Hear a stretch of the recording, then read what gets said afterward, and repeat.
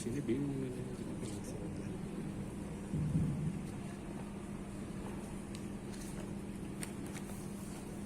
Assalamualaikum warahmatullahi wabarakatuh. Waalaikumsalam warahmatullahi wabarakatuh. Bismillahirrahmanirrahim. Alhamdulillah. Alhamdulillah summa alhamdulillah.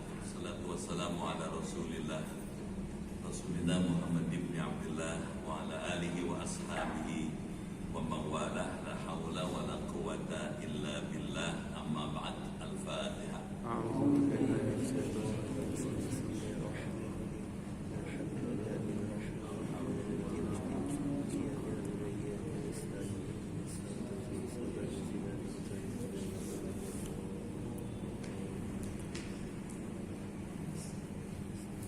Bismillahirrahmanirrahim. Allahumma bihaqqil Qur'an wa bi kalamikal qadim wa bi Muhammadin khatamin nabiyyin wa bi haqqi ummil Qur'an allimna al-Qur'an wa faqihna fid din wa 'allimna ta'wil wa hdina ila sawa'is sabil.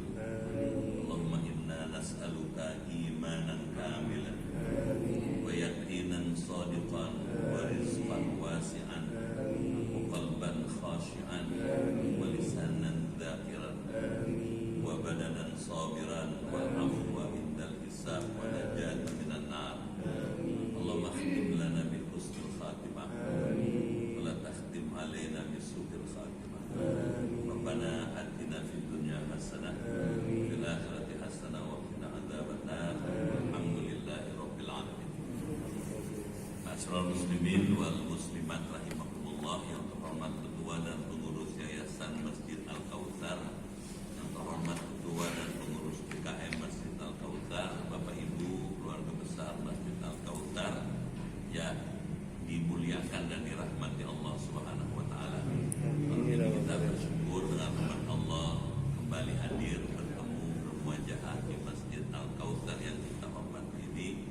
Untuk itu saya menyampaikan ucapan terima kasih dan penghargaan yang tinggi atas pilihan Bapak Ibu hadir di majelis ilmu malam ini. Saya doakan semuanya sehat, Amin. panjang umur, Amin. kuat iman, Amin. giat beribadah, Amin. banyak rezekinya, Amin. maju usahanya, Amin. hidupnya berkah, Amin. keluarganya sakinah, Amin. dan bisa husnul khatimah. Amin. Malam ini kita akan melanjutkan kembali kajian ilmu tauhid dari kitab Jauharatut Tauhid halaman 41, baris keempat dari atas. Betul ya? Silakan, saya mau baca. Bismillahirrahmanirrahim. Transisi hadis artinya transisi pengurusan pelaksanaan yang baru, yaitu sesudah ditentukan manusia bakal diadakan apakah di dalam waktu atau tinggi pendeknya, maka ketika waktu manusia dilaksanakan itu diadakan oleh sifat kudrat. Nah, di dalam mengadakan sifat kudrat terhadap kemungkinan ta'aluknya disebut ta'aluk transisi hadis. Firman Allah, "Idza arada syai'an an yaqula lahu kun fayakun." Bukan. Ta'aluk qadrat tsaniyah, yaitu seperti manusia sesudah diciptakan dalam keadaan hidup itu tetap dalam genggaman sifat kudrat. Artinya bakal ditentukan seperti ini dan seperti itunya oleh sifat kudratnya Allah. Nah, ini merupakan ta'aluknya sifat kudrat terhadap perkara mungkin, seperti manusia kekal di dalam adanya itu ta'aluknya disebut qadratul tsaniyah. Firman Allah, "Wa lakum fil ardi mustaqarrun wa mata'un ila hin." Lima, ta'aluk transisi hadis kedua, yaitu sesudah manusia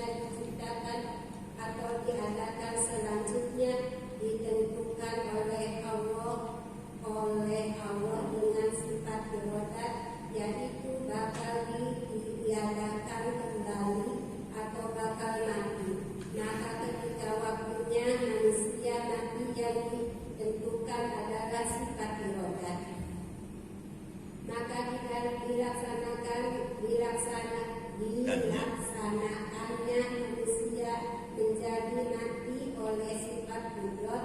Ya Allah, maksudnya kudratnya kudratnya Allah maksudnya ditiadakan dari alam dunia. Nah, hubungannya sifat kudrat terhadap mungkin seperti manusia ditiadakan, dimatikan, maka ta'alluqnya disebut ta'alluq tansisi hadis kedua. Firman Allah subhanahu wa ta'ala di dalam Al-Quran, kullu nafsin dha'iqatul maut, atau idza ajaluhum la yastakhiruna sa'atan wa la yastaqdimun. ya. Sampai situ dulu ya.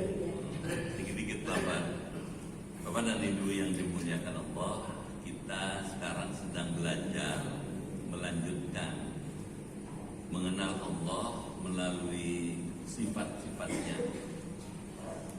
Sudah kita bahas, Allah punya sifat kudrat. Kudrat itu berkuasa. Sifat Allah yang kudrat ini terkait dengan sifat iroda, berkehendak. Dalam prakteknya, sifat kudrat itu ada rinciannya, ada sub-subnya.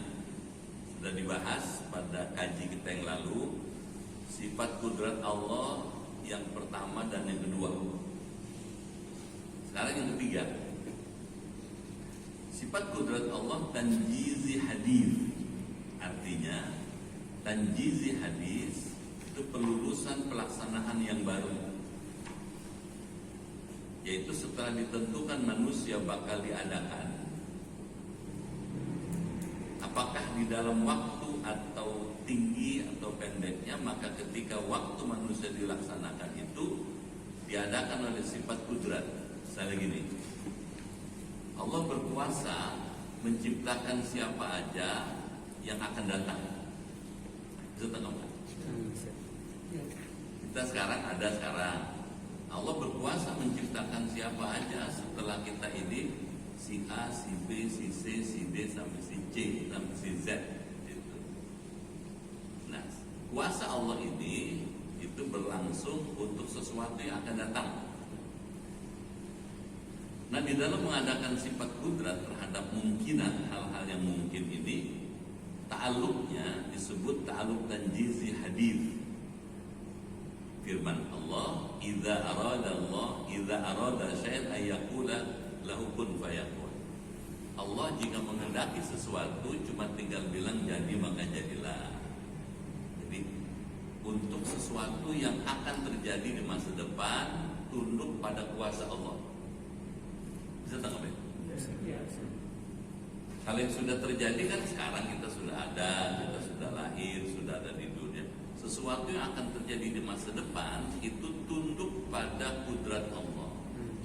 Mana buktinya? Tadi Allah bila menghendaki sesuatu, Allah cuma tidak bilang jadi maka jadilah. Jadi sifat kudrat Allah ini terkait dengan sifat iroda. Sifat kudrat Allah, kudrat Allah ini terkait dengan sifat irodatnya Allah. Ini terkait nih. Ini kudrat itu kuasa, irodat itu kehendak. Ini berlaku untuk sesuatu yang akan datang, in the future time, sesuatu yang akan terjadi, yang akan terjadi.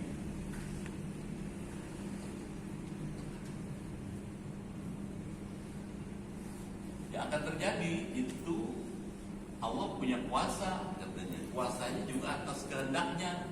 Allah cuma tinggal bilang kun fayakun gitu. Allah tinggal bilang kun fayakun. Nah, jadi maka jadilah.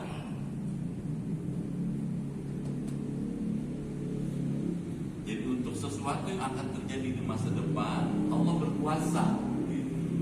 Apa karena kuasa Allah cuma tinggal jadi maka jadilah.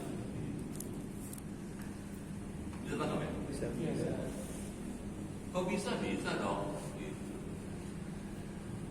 Banyak contohnya sesuatu yang bisa terjadi hanya dengan kalimat kun fayakun. Misalnya contohnya diciptakannya Nabi Isa alaihissalam ini dengan kun fayakun. Jadi maka jadilah. Contoh lagi diciptakannya Nabi Adam, diciptakannya Siti Hawa. Bisa terjadi dengan kun fayakun itu. Sebelum Nabi Adam ada kan ada Allah sendirian, bukan? Iya. Betul kan? Iya.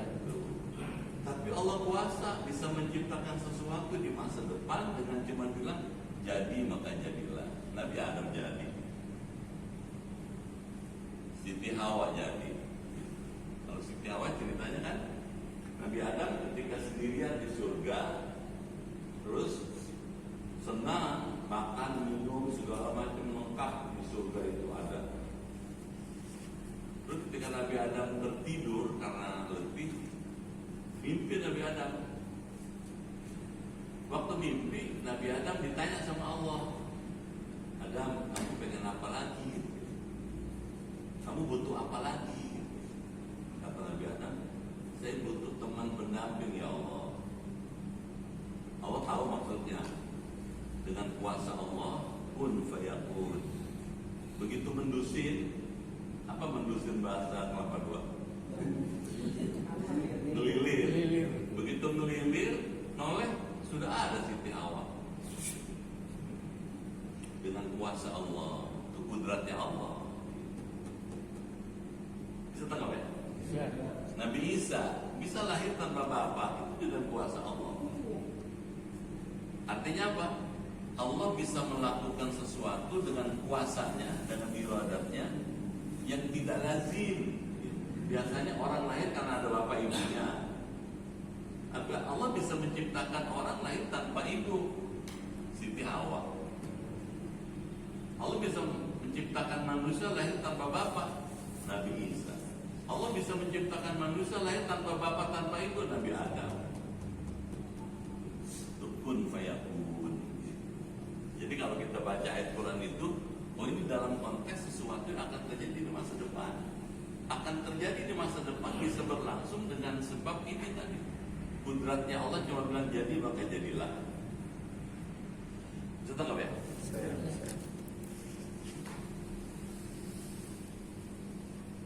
Sekarang yang kedua, ta'alluq terkait katanya. Qabdatus tsaniyah, yaitu seperti manusia sesudah diciptakan. Sudah jadi manusia, sudah diciptakan lama dalam keadaan hidup itu, tetapi dalam genggaman sifat kudrat. Sekarang kita sudah diciptakan lama, sudah sekian puluh tahun hidup, tapi hidupnya kita itu sepenuhnya dalam genggaman kuasanya Allah. Suka-suka Allah mau dibikin mati kapan aja bisa. Ini bukan nakut-nakutin buku. Bisa aja gitu. Bisa mendadak, bisa sakit dulu, bisa tanpa sakit.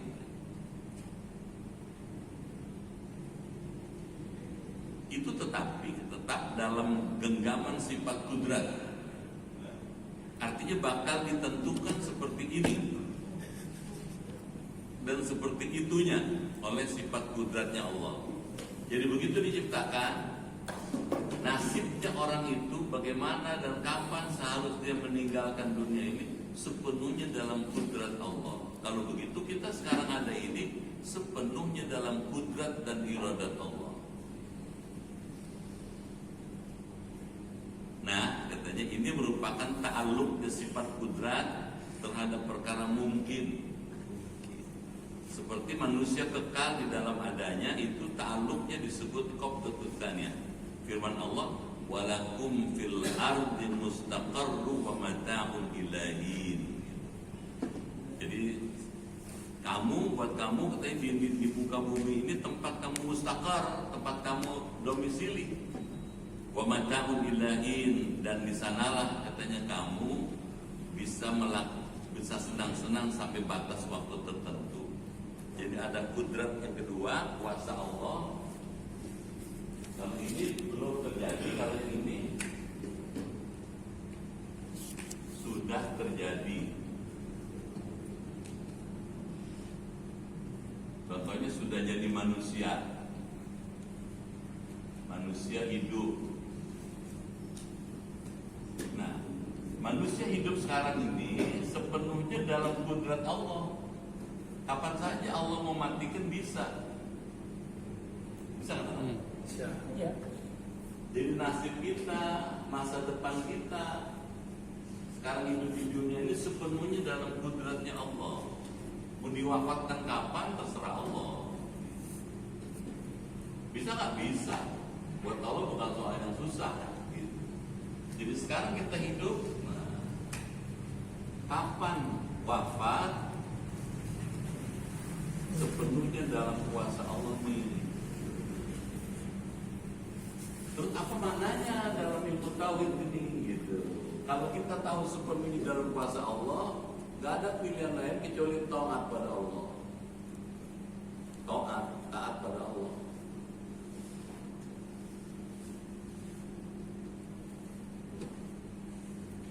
Ini pilihannya udah. Biar melawan juga mati kita. Maaf ya. Firaun melawan mati juga ya. Korun mereka mati juga. Jadi kalau gitu gimana? Pilihan yang paling pas. Jadi dari akibat belajar tauhid kayak begini, pilihannya ada taat pada Allah. Gitu. Manut. Sesuaikan aja hidup ini dengan kehendak Allah. Disuruh ini jalan, disuruh itu jalanin, dilarang jauhin, itu aja hidup ini. Gitu. Jadi belajar tauhid, belajar akidah, ada akibatnya dalam syariat. Ini keyakinannya kayak begini, syariatnya kayak begini. Jadi kenapa kita ibadah? Kenapa kita sholat? Karena kita tunduk pada kuasa Allah. Kenapa tunduk? Melawan juga percuma. Nggak ada yang menang. Sudah banyak contohnya. Sebagai manusia ngelawan mati. Sebagai bangsa ngelawan binasa. Kalau gitu gimana? Ya nurut. Jadi bisa dimengerti kenapa kita sholat, kenapa kita ibadah, kenapa kita puasa, kenapa kita bakti pada Allah. Karena kita sadar Allah punya kudrat itu, punya kuasa itu, dan kuasanya tidak terbatas, bisa mematikan orang kapan saja. Kalau begitu, karena kita tahu Allah kuasanya tidak terbatas dan bisa mematikan orang kapan saja, pilihan yang paling tepat selain ibadah, ikhtiar. Ikhtiar itu hati-hati. Al-ikhtiar.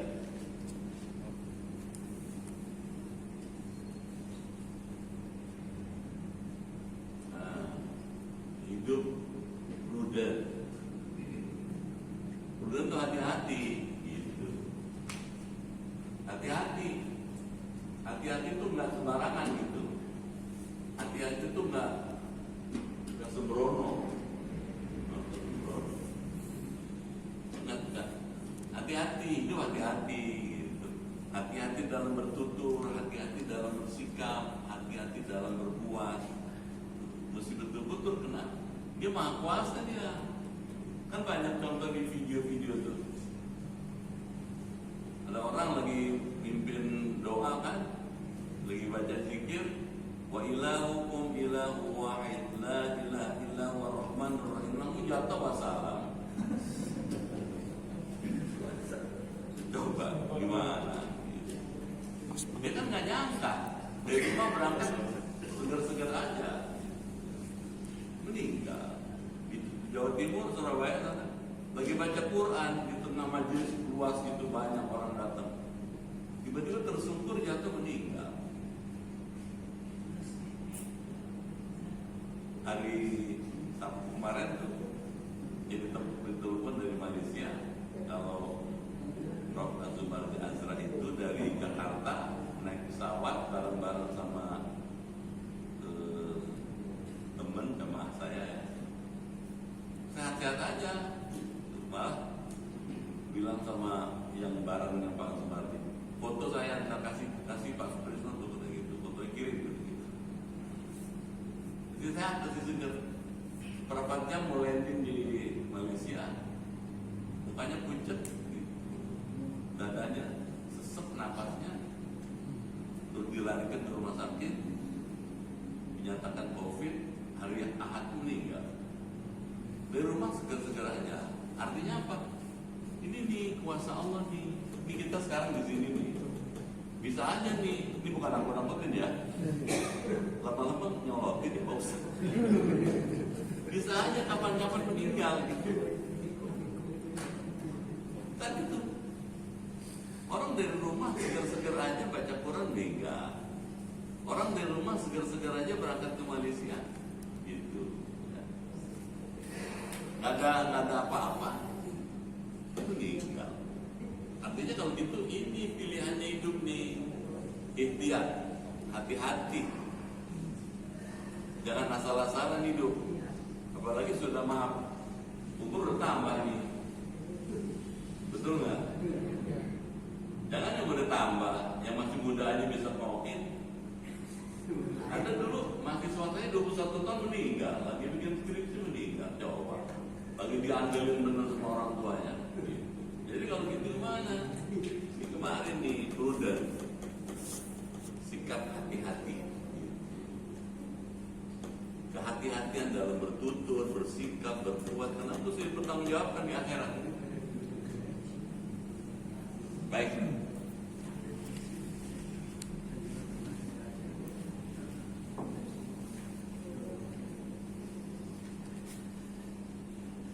Yang kelima sekarang, ta'aluk dan jizi hadits yang kedua, yaitu sesudah manusia diciptakan, udah jadi manusia, atau diadakan, selanjutnya ditentukan oleh Allah dengan sifat irodatnya. Kita sekarang diciptakan, ditentukan oleh Allah dengan irodatnya Allah, dengan kehendak Allah, bakal ditiadakan kembali. Jadi Allah menghendaki kita satu saat bakal tiada, atau kayak bahasa yang kasar, atau bakal mati gitu ya. Maka ketika waktunya manusia mati, yang ditentukan adalah sifat iroda. Misalnya, kenapa si A hari itu meninggal? Itu irodatnya Allah.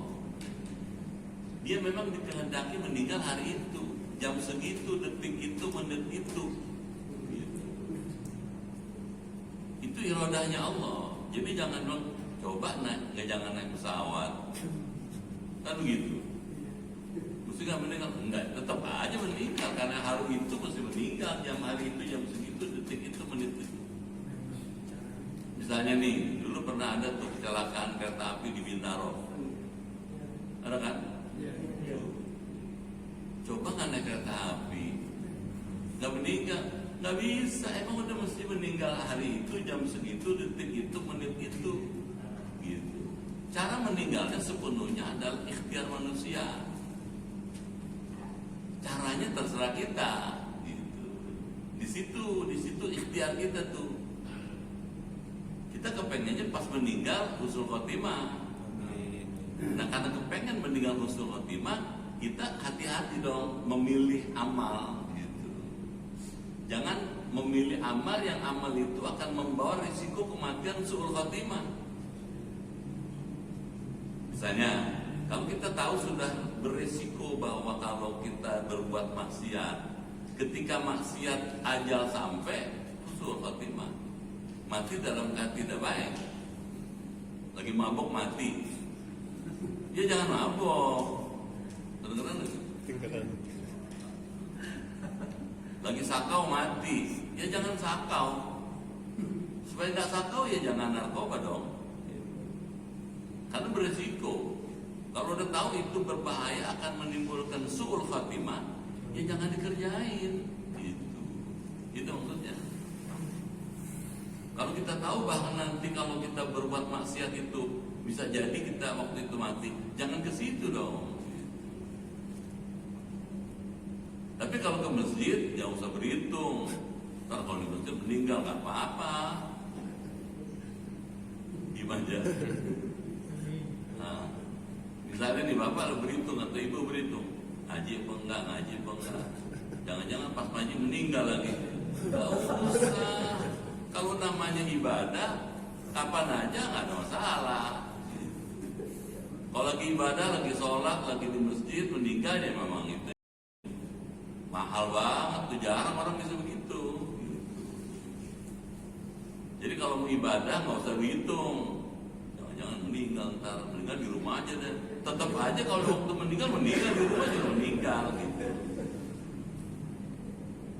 Bismillah, datang aja gitu. Bismillah, sholat aja. Bisa tak ya? Bisa. Gitu katanya. Kita lanjut katanya. Maka ketika waktunya manusia mati yang ditentukan oleh sifat iradat, maka dilaksanakannya manusia menjadi mati oleh sifat kudrat. Si A meninggal hari itu, tanggal segitu, detik itu, menit itu irodahnya. Bisa tangkap Pak? Iya. Irodahnya. Terus bagaimana dia meninggal, dicabutnya dari jasadnya, itu kudrat Allah.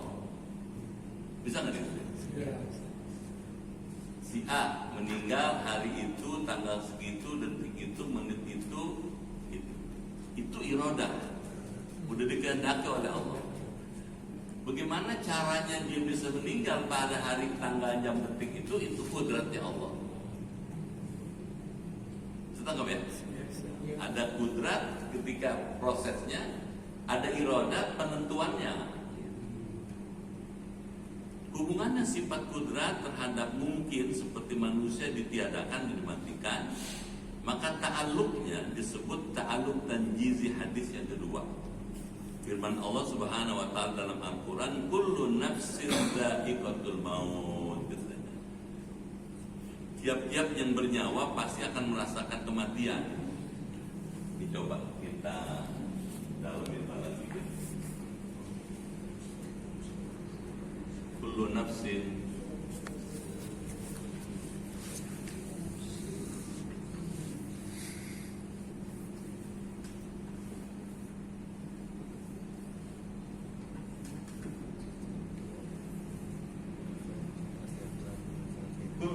tiap-tiap yang bernyawa, tiap-tiap yang bernyawa, dha'iqah akan merasakan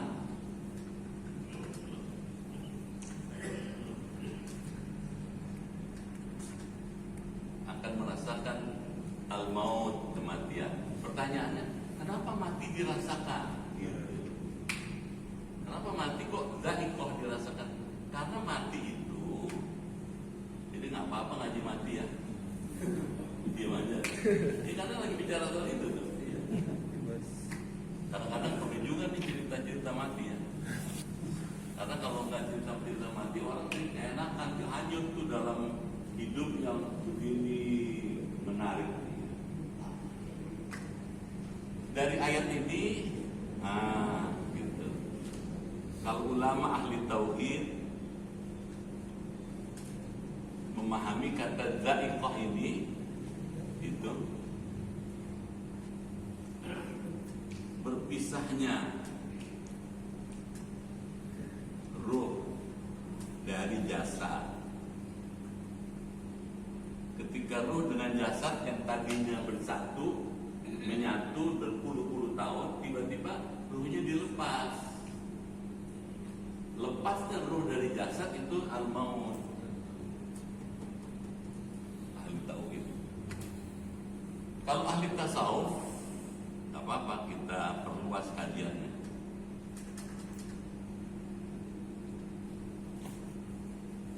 Kematian itu adalah proses tajdidul hayat, proses pembaharuan hidup.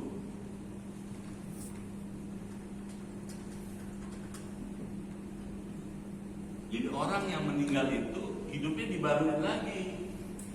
Kok kok baru lagi? Iya.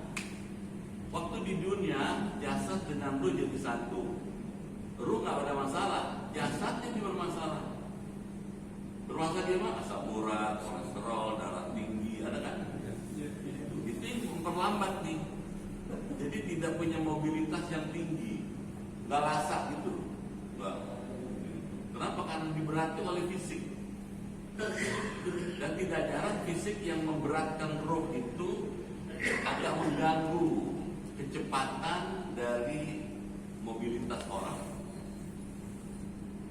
Di dunia ada sakit, bahkan ada yang stroke gitu. Nah, hidup yang penuh derita kayak begitu oleh Allah bilang, udah deh, cukup deh, disudahi aja, pindah ke tempat yang baru. Betul, tempat yang baru itu tempat lebih enak, alam barzah gitu. Kalau dia imannya amal soleh bagus. Ini asumsinya orang yang meninggal hidupnya baru lagi kalau imannya bagus, amal solehnya bagus. Pindah aja di tempat yang baru, kamu lebih enak. Di sono nggak ada asam urat, nggak ada asam lambung, nggak ada darah tinggi, nggak ada gula darah. Di sono gitu rasa. Jadi kalau dalam perspektif tasawuf, meninggal itu tajdidul hayat, proses pembaruan, dia dibarui lagi. Makanya para ulama-ulama sufi itu kalau menghadapi kematian dia malah bersyukur. Si Abdul Qadir Jailani mau meninggal, ngasih tahu sama murid-muridnya, besok saya bakal wafat. Gitu ya. Kita mesti bergembira, saya akan ketemu Allah. Jalaluddin Rumi waktu ngasih tahu besok saya bakal meninggal, muridnya nangis. Kata Rumi, kenapa kamu menangis? Bukankah dengan sebab itu saya akan ketemu Allah? Bukankah kamu mesti bergembira karena guru kamu bakal ketemu Allah? Kenapa nangis? Gitu malah disalahin. Jadi kalau menurut tasawuf, kematian itu nikmat. Itu tanggapan. Tidak usah takut. Kalau kita imannya bagus, amal solehnya bagus, akhlaknya bagus, dosa-dosa dijauhi, dosa kecil apalagi, siapa aja. Dan ini bisa berlangsung baktah. Baktah itu mendadak. Mendadak tadi contohnya kan. Lagi baca Quran meninggal, lagi naik pesawat meninggal, bisa aja gitu. Dan itu bisa terjadi pada semua orang tanpa kecuali. Kenapa? Ini karena ini kudrat dan iradat Allah. Dia mesti meninggal hari itu, tanggal segitu, jam itu, menit itu. Ini iradahnya Allah. Caranya dia meninggal, ini kudratnya Allah. Di mana ikhtiar kita? Ikhtiar kita adalah supaya pada waktu ruh itu dicabut dalam keadaan baik, mesti mempertahankan iman. Nah, gitu. Nih sini nih, ini kita mesti mempertahankan ini nih, iman plus amal soleh. Ini kerja-kerja sederhana nih, kerja-kerja praktis. Supaya apa? Supaya pas harinya, waktunya kita harus wafat dalam keadaan iman dan amal soleh. Gitu. Amin. Ya suka nggak suka kita bakal meninggal loh. Masa emang nggak bosan tinggal di Kelapa Dua terus? Mesti pindah yang ke tempat baru. Tempat baru itu mesti lebih bagus dibandingkan tempat sekarang. Persoalannya adalah bagaimana di tempat yang baru itu kita lebih baik dibandingkan di Kelapa Dua. Gitu. Nah di sini ini ikhtiar kita. Bagaimana nih di tempat yang baru nanti lebih baik. Nah, di sini ada ikhtiarnya nih. Ada ikhtiarnya. Misalnya ya saya minum dulu ya. Agak kurang minum.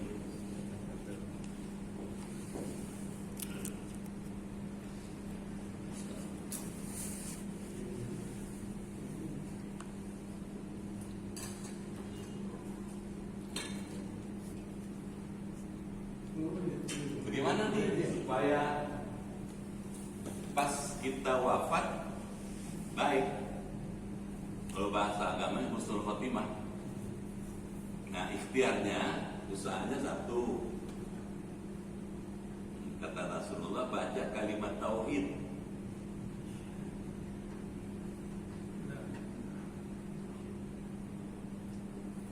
Sepuluh kali habis maghrib dan habis subuh. Urusannya apa nih kalimat tauhid habis maghrib dan subuh? Kata Nabi, man qara'a, siapa orang yang membaca la ilaha illallah wahdahu la syarikalah lahul mulku wa lahul hamdu yuhyi wa yumitu wa huwa ala kulli syai'in qadir. Ada kan? Asyara marrat, 10 kali. In mata, bacanya maghrib. Kalau dia meninggal malamnya, in mata lailan mata ala iman. Kalau malamnya meninggal, dia akan meninggal dalam keadaan iman. Udah dipagerin waktu maghrib. Siapa membaca kalimat tauhid itu 10 kali pada sholat subhi, setelah sholat subuh, in mata naharan mata ala iman. Kalau siangnya meninggal dalam keadaan iman. Itu gunanya kalimat tauhid 10 kali ini. Itulah pentingnya zikir. Berat nih. Ngaji-ngaji mati nggak enak ya. Tapi yang paling berbuat ya kitabnya ngomong soal kematian. Ya. Jadi zikir penting. Kalimat tauhid lebih mahal lagi. La ilaha illallah wahdahu la syarikalah lahul mulku wa lahul hamdu yuhyi wa yumitu wa huwa ala kulli syai'in qadir. La ilaha illallah, tidak ada yang disembah kecuali Allah. Wahdah yang esa, mantap tuh. Tauhidnya mantap, cuman Allah yang esa yang kita sembah. Lahul mulku, baginya kerajaan yang ada di alam semesta. Walahul hamdu, untuknya segala pujian. Yuhyi, dia menghidupkan. Wa yumit, dia mematikan. Wa huwa ala kulli syai'in qadir, dia kuasa atas segala sesuatu. Baca 10 kali. Kalau baca 10 kali, hatinya tauhid dia. Kalau ntar malam malaikat datang, siap. Siap gak siap? Masih siap. Iya. Aduh, saya belum siap, tetap aja dicabut. Bukan, saya nggak siap, nanti aja. Nggak bisa. Dia nggak ada kompromi dia. Udah ada iradatnya nih. Iradat Allah hari itu dia mesti meninggal. Caranya terserah Allah, kudratnya Allah, bisa dia mematikan orang lagi melek, lagi tidur, lagi jalan, lagi duduk, bisa aja. Itu kudratnya Allah. Ini satu nih ikhtiarnya. Kan kita mesti cari solusi dong. Betul nggak? Betul. Memang kan kitabnya begitu, tapi solusinya kita kepingin. Yang kedua, bagaimana kalau kita wafat nanti itu bisa husnul khotimah? Doa tuh. Dan itu yang biasa kita baca setiap habis ngaji kan.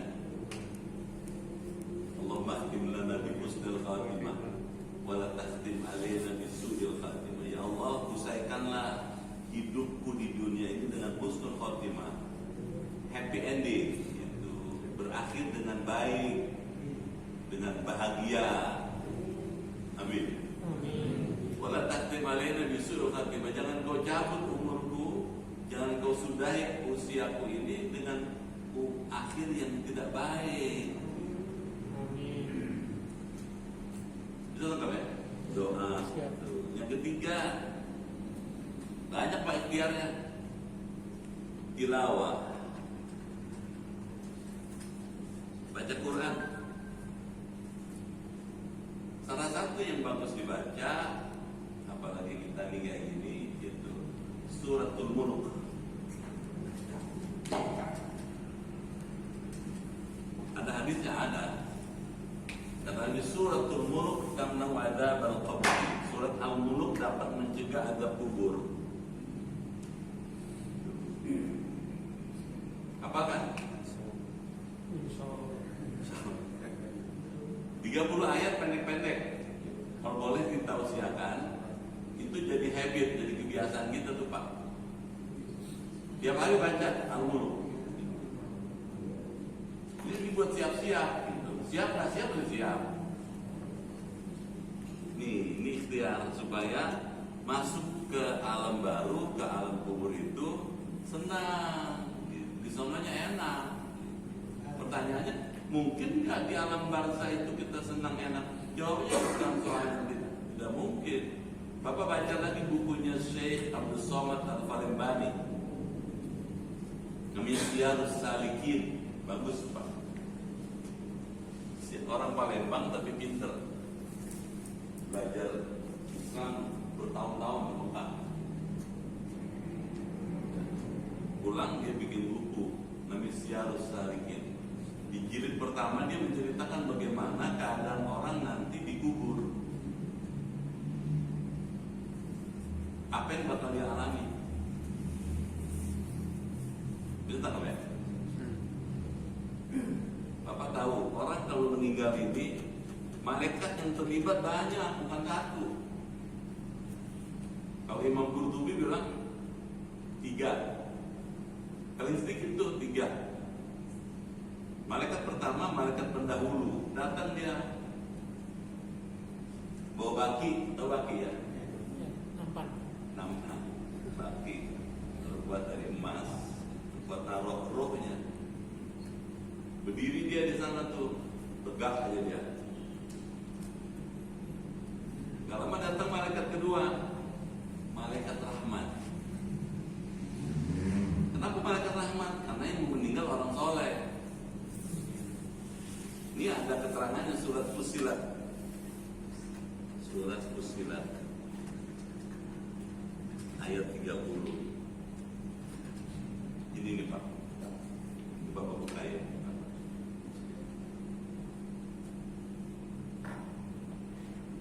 Malaikat rahmat datang. Si malaikat rahmat bilang, "Allah takhafu wa la tahzan." Jangan takut, katanya.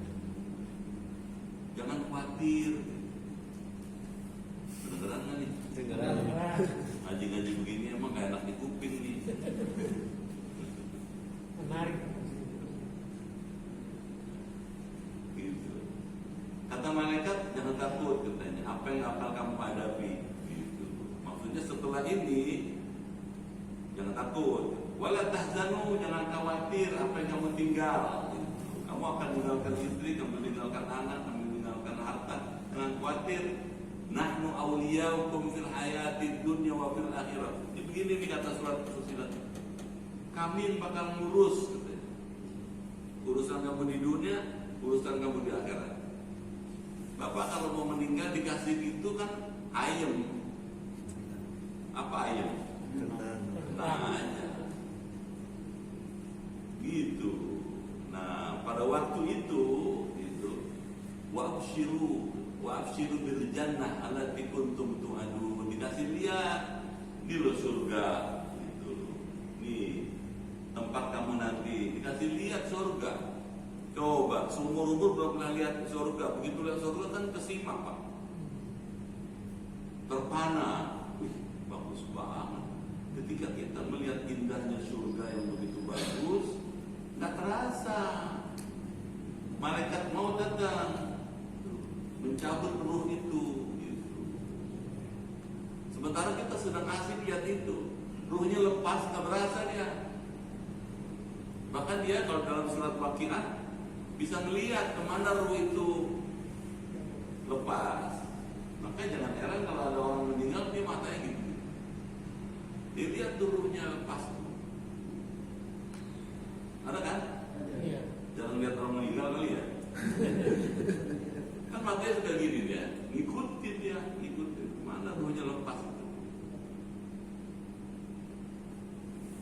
Begitu sudah lepas, ruhnya itu dari jasadnya dibawa oleh malaikat yang tadi bawa baki itu. Gitu. Oleh malaikat itu dibawa tuh ke menghadap Allah. Ya Allah nih, katanya, orang soleh dari Al-Kausar. Amin. Kata Allah, kasih lihat surga, bawa ke surga dia. Dibawa ke surga. Sampai di depan surga, waduh bagus banget. Dia pengen masuk situ, rohnya itu. Kata mereka, bukan sekarang, nanti. Di sini sudah gulung-guming. Apa gulung-guming? Wow, udah pada nangis, bikin pasang tenda, keluar kursi. Nah, sudah melihat surga, dibawa turun lagi ke rohnya itu. Bapak baca kitab Ar-Ruh, Ibnu Qayyim. Ibnu Qayyim, bawa lagi ke bumi. Nah, ketika dibawa, nah, rohnya itu ditempatkan di sini. Mabainal kafni wal jasad, di antara kafan dengan jasad. Jadi setelah dimandikan, setelah suci dia dikafanin, dia taruh tuh rohnya di sini, di antara kafan dengan jasad. Gitu. Kenapa taruh di sini? Kalau taruh di badan bangun. Taruh di sini dia. Nah, dia bisa lihat tuh siapa yang takziah, siapa yang ngolatin. Dia kenal, oh si Anu, saya udah meninggal. Dia tahu tuh si Anu, kenal ya.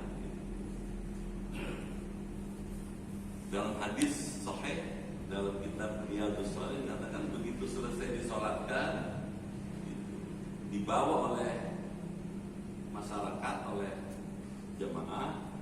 Ketika diangkat, orang kalau soleh itu minta cepetan gitu. Aslinya cepetan gitu. Pengen minta diburu-buruin, kenapa? Karena dia pengen lihat tuh janjinya Allah di alam kubur. Jadi orang soleh itu kalau meninggal minta dicepetin. Makanya Bapak kalau orang soleh dipikulnya enteng.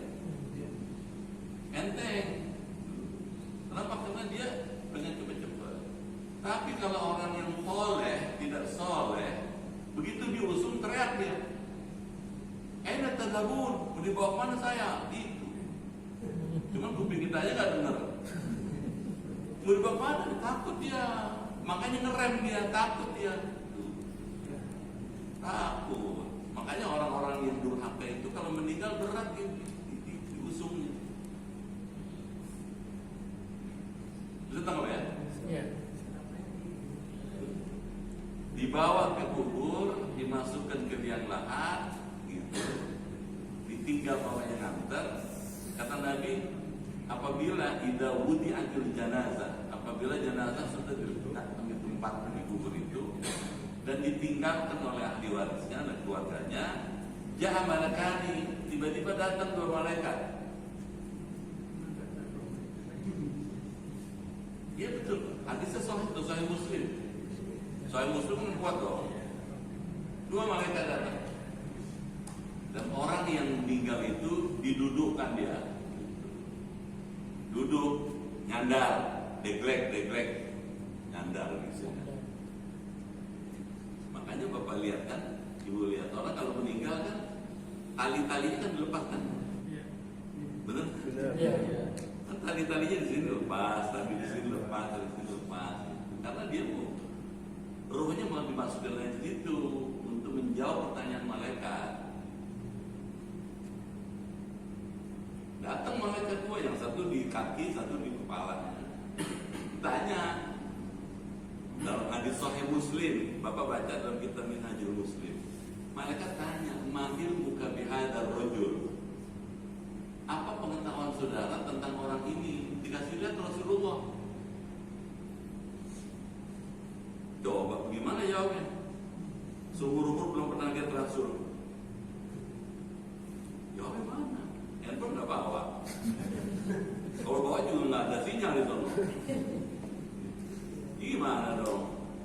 Disitulah ini berpengaruh, ini berperan. Kalimat tauhid ini berperan sekali nih. Kesan-kesannya akarnya berperan sekali. Amin. Mudah-mudahan kita selamat ya. Amin. Begitu dikasih tahu, bagaimana nih? Kamu kenal nggak dengan orang ini? Al-Haq mengatakan amal kita selama ini itu yang memberikan input. Karena kita setiap sholat baca syahadat, asyhadu an la ilaha illallah, asyhadu anna Muhammadar Rasulullah, baca sholawat, itu memberi input, memberi masukan. Kita jawab, wa Abdullah wa Rasuluh, dia hamba Allah dan Rasulnya. Kalau bapak ibu bisa jawab kayak begitu, gitu, Syekh Abdul Somad Al-Falembani menulis, Allah jadikan tiba-tiba kuburnya raudhah, taman surga. Waduh, itu dia hamba Allah dan Rasulnya, itu kata kita. Kok bisa? Iya, karena kita tiap hari baca selawat, baca syahadat. Begitu kita jawab kayak tadi, dijadikan taman ini taman surga, kubur taman surga. Bagus dong taman surga kan? Dalam kitabnya Abdul Somad Al-Falembani itu dibilang dari situ kemudian datang. Kalau yang meninggal laki-laki, perempuan cuakem. Kalau cakep biasa, cuakem. Orang Surabaya. Kalau yang meninggal perempuan, laki-laki ganteng. Ditanya, siapa kamu? Katanya, saya kok selama hidup tinggal di Kelapa Dua nggak pernah kenal kamu. Kata orang itulah, kata jangan takut katanya. Wala tahzan, jangan khawatir, inna ma'ana amaluka salih. Saya amal solehmu, sholatmu, ibadahmu, zakat, sedekahmu, umroh, hajimu, ngajimu, dijadikan Allah menjadi saya untuk menemani kamu sampai kiamat. Ya Allah, seneng banget tuh, nemenin bapak dan ibu nanti sampai kiamat. Wah. Jadi sholat itu benar Nabi, as-sholatu unsun fil qabri. Ada hadis itu Pak. Ini hadisnya nih.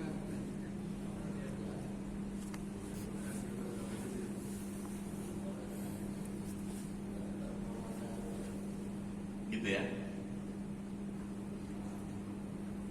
Unsun fil qabri. Sholat itu unsun, teman setia di kubur. Tuh, dia akan jadi teman kita besok. Makanya makin bagus sholatnya, makin cakep dong temennya. Makin banyak sholatnya, makin cakep tuh, gitu, makin bagus. Gitu. Artinya ngaji-ngaji tauhid ini punya kaitan dengan amal.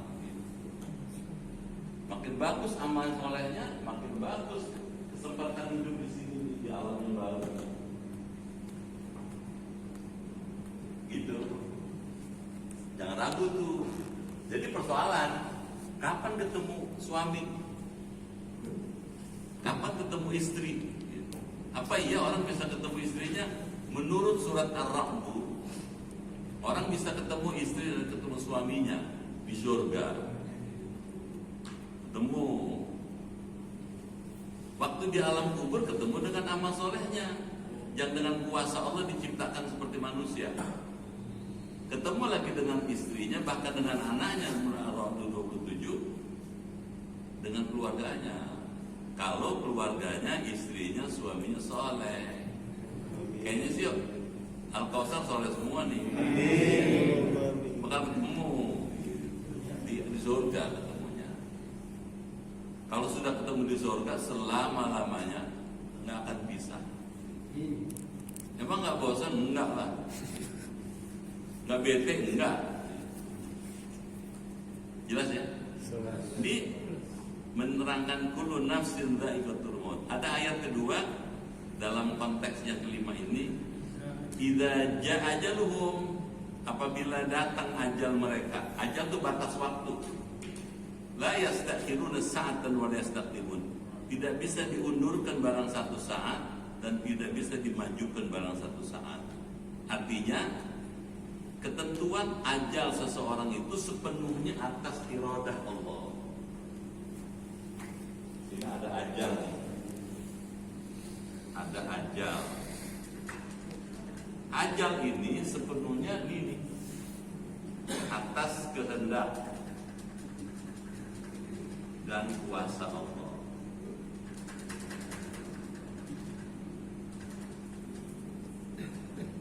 Kalau gitu iman kepada Allah melalui sifatnya kudrat dan iradah ini wajib. Karena wajib kita bisa ngerti adanya ini, bisa ngerti Quran, bisa ngerti hadis. Pertimbangannya karena ini, bisa memahami kenapa orang mesti meninggal. Kalau orang paham kayak begini, dia akan menerima kenyataan bahwa kita harus meninggal memang.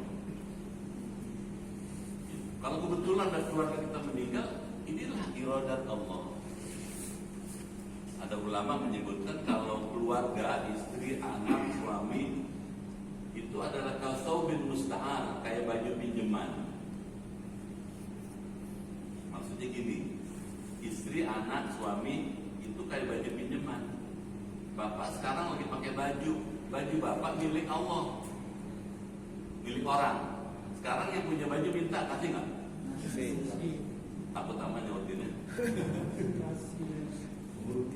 Yang punya minta, kasih dong. Yang punya siapa? Allah. Istri, anak, suami itu punya Allah. Gimana hukumnya Allah? Dia bisa kapan aja nyabut tuh. Kalau dia mau nyabut karena irodahnya, karena kudratnya, kita nggak kuasa. Kita kembalikan pada Allah. Gitu. Ini ada ajal sini. Gitu ya. Cing aja kalau di dalam lagi lama-lama nggak akan pulang nih. Jadi sampai poin kelima dulu ya. Nanti poin ke-6, 7, 8 itu insya Allah yang akan datang. Ada yang belum jelas? Gus.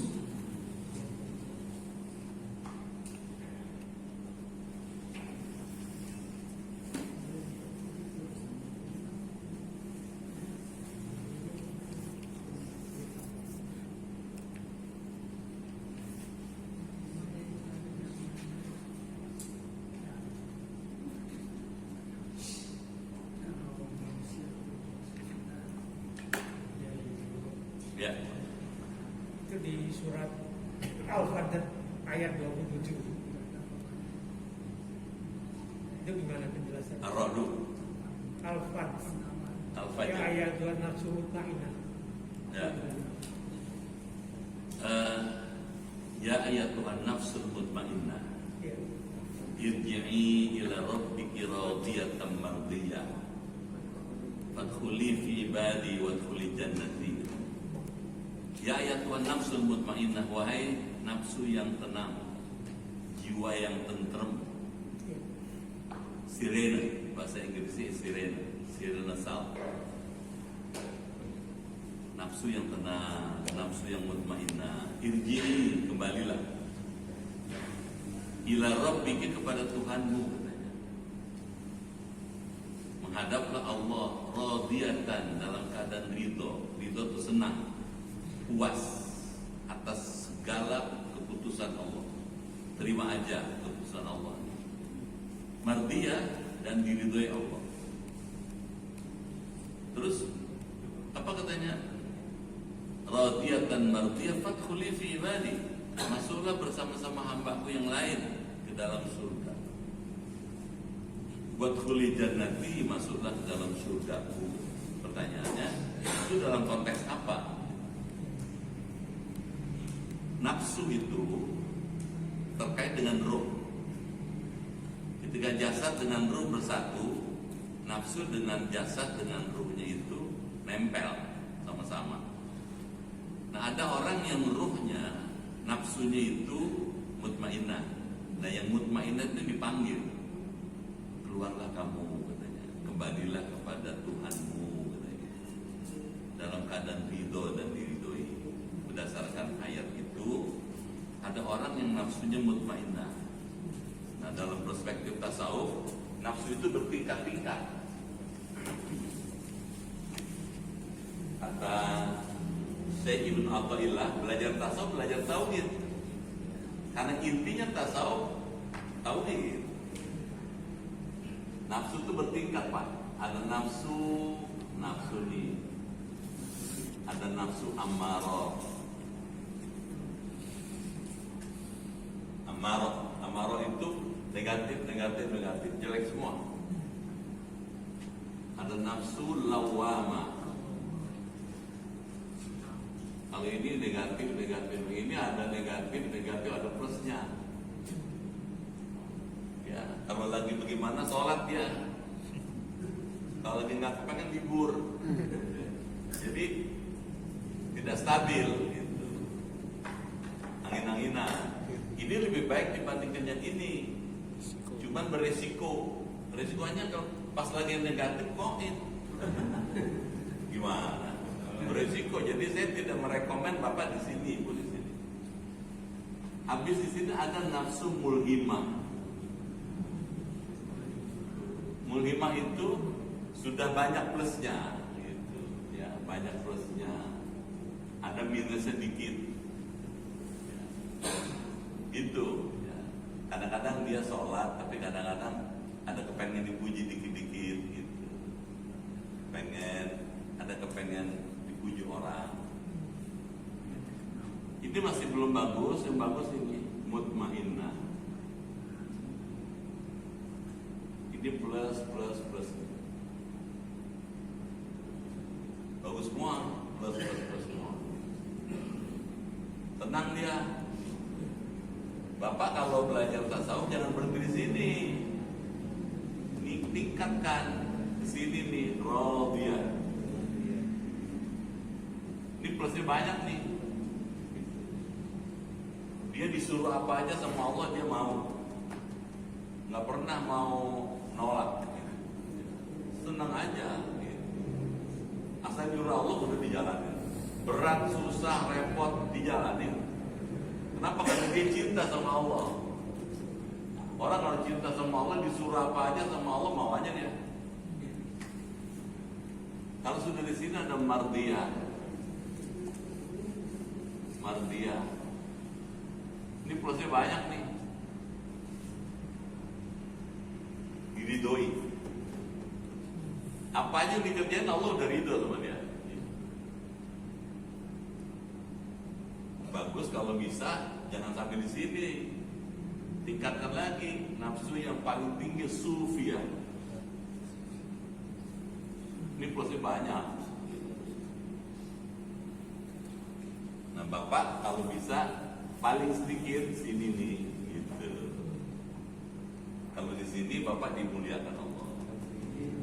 Nah kita belajar ini mesti meningkat dari sini ke sini, gitu.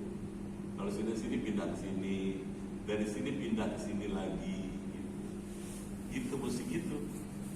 Nah pindah dari sini ke sini ini mesti ada usaha. Mesti ada usaha namanya riyadhatun nufus, latihan kejiwaan.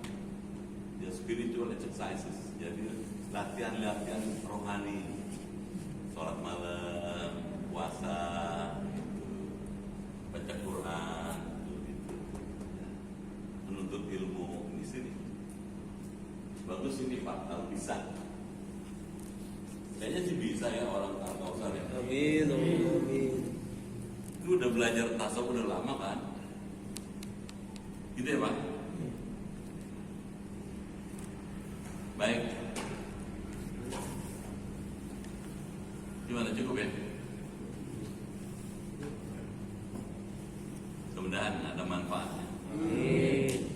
Sampai halaman 42 poin ke-5, nanti ketemu poin ke-6 6, 7, 8. Masih banyak yang menarik mudah-mudahan kita diberi kesempatan lagi. Al-Fatihah.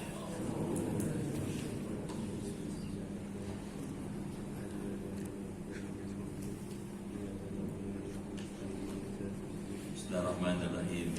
Allahumma bihaqqil Qur'an wa bi kalamikal qadim wa bi Muhammadin khatamin nabiyyin wa bi haqqi ummil Qur'an alimna al-Qur'an wa faqihna fid din wa alimna ta'wil wa hdina ila sawa'is sabil.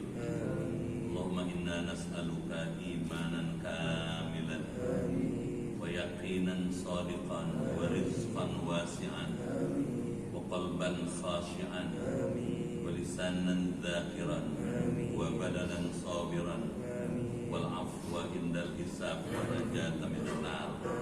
Allahumma khtim lana bi husnil khatimah wa la takhtim alaina bis su'il khatimah. Rabbana atina fid dunya hasanah wa fil akhirati hasanah wa qina adzabannar. Walhamdulillahi rabbil alamin.